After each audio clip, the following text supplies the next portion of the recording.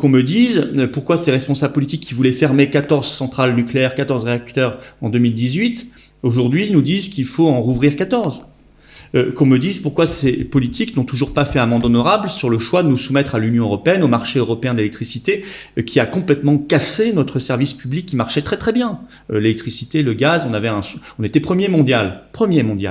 En 2012, on avait les 2 premiers producteurs mondiaux d'électricité, EDF numéro 1, numéro 2, GDF Suez comme il s'appelait à l'époque. KPMG nous dit en 2010, la France est numéro 1 mondial de l'électricité dans son classement annuel.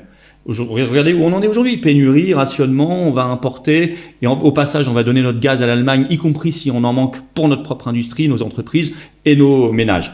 Donc c'est tout ça qu'on dénonce en manifestation. On dit écoutez, il y a d'autres choix possibles.